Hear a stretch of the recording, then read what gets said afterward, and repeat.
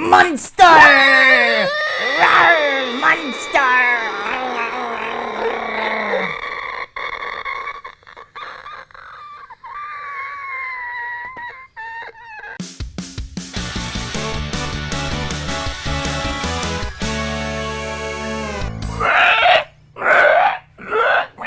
You know? Hey everyone, welcome to GameGorgon. My name is Indigo. And I'm Crude. And today we're going to be talking about monsters in Pathfinder and how to read them as a GM. Kind of some tips and... Don't say tricks, I'll punch you in the face. hints. Okay. How to better use them. Sweet. Now, just for the record, Indigo has run Doomsday Dawn, every session of Doomsday Dawn, for me and T.S. Quint and 2 other players. Dude, bless you, God.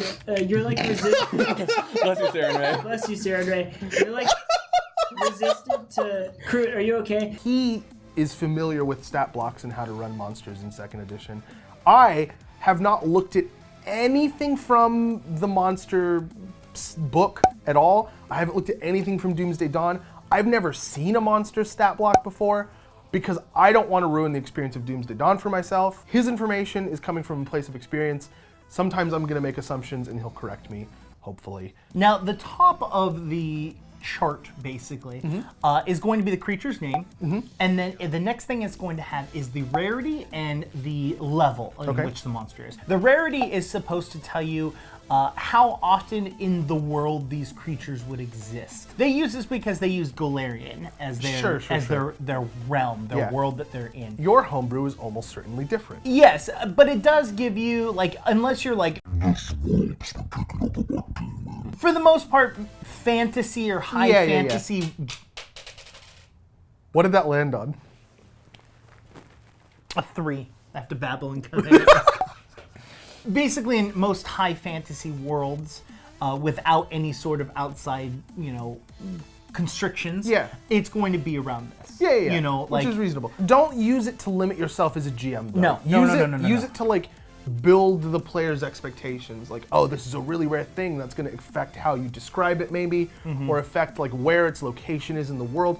But don't let it restrict you. Just do the thing that you want to do. If you think it's going to be fun, if you think your players will enjoy it, just do it. It doesn't matter what the rarity of the monster is. This piece of information is probably the least important and useful, and we're spending a lot of time on it. The next piece, though, is the level. And that's actually very important. Yes. Because it is referring to how difficult it should be for a party. That should equal the same level as your party's level. A party of 4 specifically. Exactly. So if you have a party of 3 or if you have a party of 5, take these numbers and fluctuate them a little bit. They should be of the same level, or 4 below or 4 above it. Yeah. Now, they don't suggest you to use anything past that because, one, it's either too trivial by being 4 levels below your party, or by being over 4 levels of your party, it means it's way more difficult than they should be able to handle. 4 higher already is extremely difficult unless you have a very precise, very strong, focused team towards whatever you're fighting. Who is there? No one's gonna charge in. This is all before combat information that you should know about these creatures before you put them against your party. Exactly. The last kind of before combat thing to talk about is the trait. The trait is just a list of buzzwords that they use to best describe this creature. Yeah, there's 140 something traits in the game. They're just gonna pick ones from that list, like humanoid or dwarf. Lawful. Yeah. Evil. Good.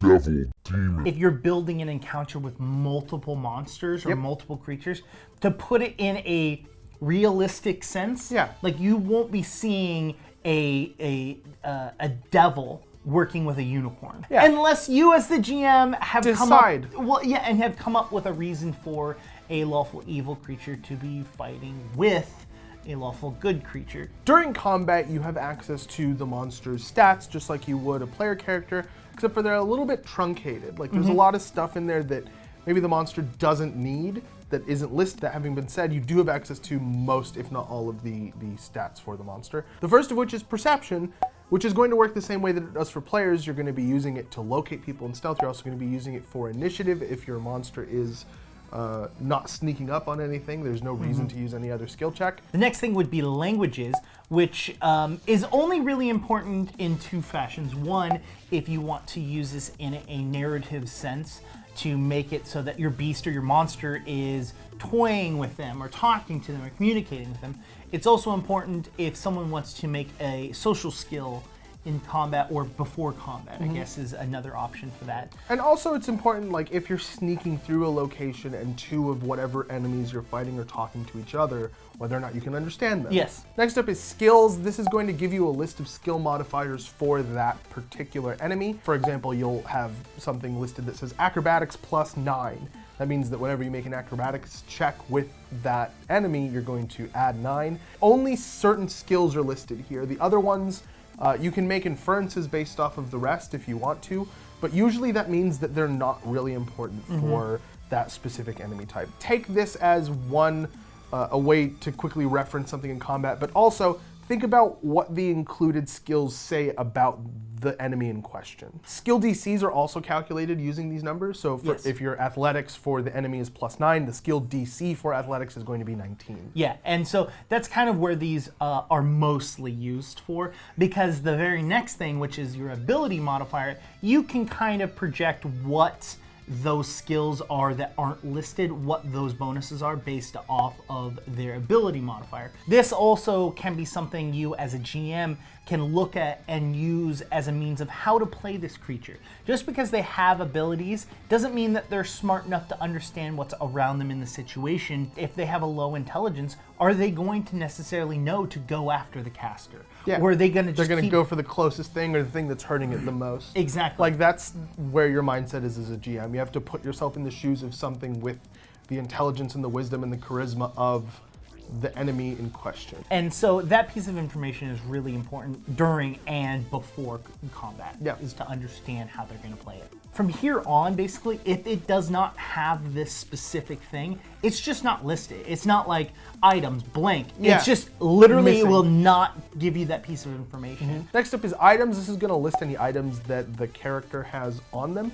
This does not necessarily mean that these are the things that you have to give to your players when they defeat it, but this is going to give you a good baseline, and it's going to give you a list of things that the enemy can use in combat. One of the items that the monster probably doesn't have but should is an awesome Void Merch shirt like we were given by Void Merch. If you would like to pick up your own, head down to the description where there's a link to their website and you can pick up some of your own. You're getting really good at these. Am I? Yeah. There you go. This will also allow you as a GM to make them stronger. So if they have an ability to attack with a crossbow, that item might not be in the item section. The item section is literally stuff that they can use, like potions, that will not necessarily affect combat itself, but will give it a bonus or an enhancement to make the character last longer. Because we'll skip forward to it, which is the attacks.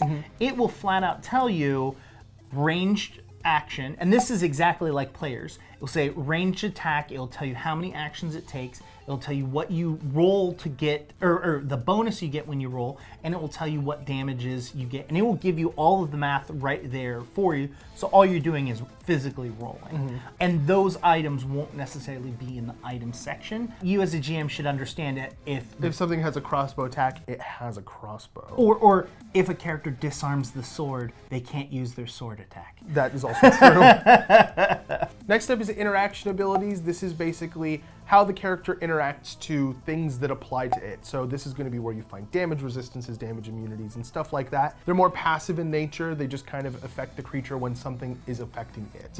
Next is the AC and the TAC, which is straight up information. Yep. What is its armor class? What is its TAC armor class? That's it. TAC armor class.